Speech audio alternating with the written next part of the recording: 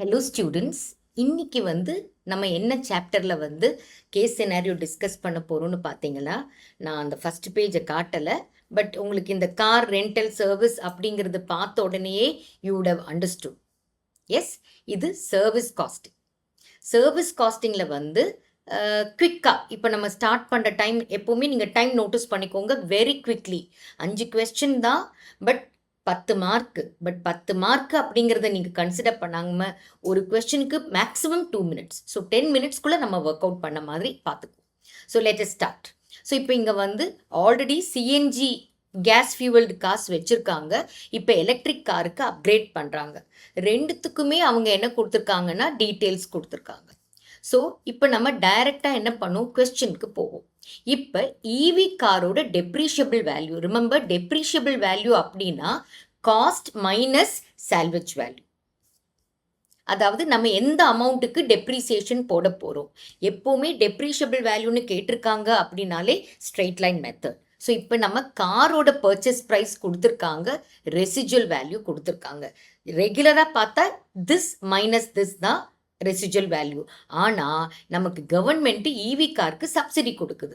அப்போ நமக்கு அந்த அளவுக்கு அமௌண்ட்டு கம்மியாக தான் டெப்ரிஷியபிள் வேல்யூ. இப்போ 15,20,000 மைனஸ் 1,50,000 மைனஸ் 1,70,000 போட்டால் 12 lakh is the answer. Let us look at the இது. எஸ், இங்கே 12 lakh கொடுத்துருக்காங்க. இதுதான் நம்மளோட ஆன்சர். ஓகே, இப்போ செகண்ட் கொஸ்டின் என்ன கேட்டிருக்காங்கன்னு பார்ப்போம். மந்த்லி காஸ்ட் ஆஃப் எலக்ட்ரிசிட்டி கேட்டிருக்காங்க. அப்போ அது எலக்ட்ரிக் கார் இல்லையா? அப்போ ஒரு மாதம் டோட்டல் கிலோமீட்டர்ஸ் ட்ரிவன். அதுக்கு அடுத்து என்ன கொடுத்துருக்காங்கன்னா ஒரு தரம் சார்ஜ் போட்டால், ரிமெம்பர் எலக்ட்ரிக் வெஹிக்கிள் 240 கிலோமீட்டர்ஸ் ஓடலாம். ஒரு தரம் சார்ஜ் பண்ணுறதுக்கு ஆகிற பவர் கன்சம்ஷன் 1 கிலோவாட் ஹவருக்கு இது காஸ்ட்டு. அப்போ நீங்கள் கேல்குலேட்டில் என்ன பண்ணலாம், 1500 டிவைடட் பை 240 கிலோமீட்டர்ஸ் போட்டால் 6.25 தரம் சார்ஜ் போடுறதுங்கிறது நாட் பாசிபிள். 7 தரம் தான் வரும். பட் இந்த சம்மை பொறுத்தவரையில் நமக்கு காஸ்ட் கண்டுபிடிக்கிறதுனால 6.25 வரதா அப்படியே 30 கிலோவாட் ஹவர் வச்சு மல்டிப்ளை பண்ணிவிட்டு இன்ட்டு 7.6 ருப்பீஸ்க்கு போட்டிங்கன்னா 1425 ருப்பீஸ் வருது. Yes, this is the correct answer. ஓகேயா? அடுத்தது என்ன கேட்குறாங்கன்னா ரீப்ளேஸ்மெண்ட் ஆஃப் டயர், அதுக்கு எவ்வளவு ஆகும், எலக்ட்ரிக் காருக்கு எவ்வளவு ஆகும்னு கேட்குறாங்க. அப்போ இதோட டோட்டல் காஸ்ட்னு கேட்டிருக்காங்க. அப்போ லைஃப்பில் அப்போ ஒரு எலக்ட்ரிக் வெஹிக்கிள் 10 இயர்ஸ் லைஃப் இருக்குது. ஓகேயா? அப்போ 5 வருஷத்துக்கு ஒரு தரம் 16,000 ருப்பீஸ் செலவாகும். ரிமெம்பர், எலக்ட்ரிக் வெஹிக்கிள் வாங்கும்போது புது டயரோடு தான் வரும். அப்போ ஒரு தரம் நம்ம என்ன பண்ணால் போகிறோம், அந்த டயர்ஸை மாற்றினா போதும். அப்போ 16,000 அப்படிங்கிறது தான் இருக்குது. ஆமாம், இதுதான் கரெக்ட் ஆன்சர். ஸோ இந்த கேஸ் சினாரியோவில் இந்த 3 கொஸ்டின் கடகடான்னு முடிச்சிடலாம். பட் கடைசி 2 கொஸ்டின் ஒர்க் அவுட் பண்ணுற மாதிரி வருது. ஸோ மோஸ்ட்லி பார்த்தீங்கன்னா நான் ஆல்ரெடி சொல்லியிருக்கேன், கேஸ் சினாரியோ கொஸ்டினில் ஒரு கொஸ்டின் தான் கொஞ்சம் டஃப்பாக இருக்கும், இன்னொரு கொஸ்டின் கொஞ்சம் ஈஸியாக தான் இருக்கும். பட் இந்த கொஸ்டினுக்கு கொஞ்சம் ஒர்க் அவுட் பண்ணுற மாதிரி தான் இருக்கும். பட் எப்படி ஒர்க் அவுட் பண்ணுறது அப்படிங்கிறது நான் உட்காந்து எழுதி சொல்லி தரலை, நமக்கு ஆன்சர் பார்த்தாலே தெரியும். பட் அதுக்கு முன்னாடி கொஸ்டினில் எதெல்லாம் கன்சிடர் பண்ணணும், ரிமெம்பர் பெர் மந்த் பெர் காருக்கு கேட்டிருக்காங்க. ஓகேயா? அப்போ நம்ம என்னெல்லாம் பண்ணணும்னா இந்த காரோட டெப்ரிசியேஷன் காஸ்ட்டு கண்டுபிடிக்கணும். எஸ், அது வருஷத்துக்கு எவ்வளோன்னு கண்டுபிடிச்சி அதுக்கப்புறமா பை 12 மந்த்ஸ் போடணும். அதே மாதிரி இங்கே பவர் கன்சம்ஷன் காஸ்ட் இங்கே வர மாதிரி இங்கே என்னதுமா, எனக்கு சிஎன்ஜி காஸ்ட். அப்போ once again 1500 kilometres by 20 into 60 வரும். அது தனியாக கேல்குலேட் பண்ணணும்.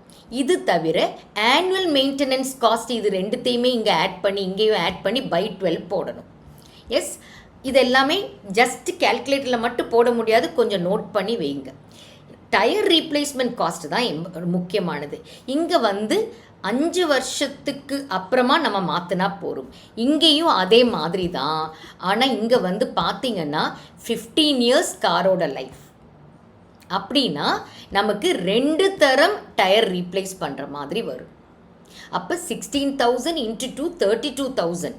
அந்த 32,000 நம்ம 15 இயர்ஸ் வச்சு டிவைட் பண்ணி ஆனுவல் கண்டுபிடிச்சிட்டு அதுக்கப்புறமா டிவைடட் பை 12 போட்டு மந்த்லி காஸ்ட்டாக அமார்டைஸ் பண்ணி நம்ம அந்த காஸ்ட்டு கண்டுபிடிக்கணும்.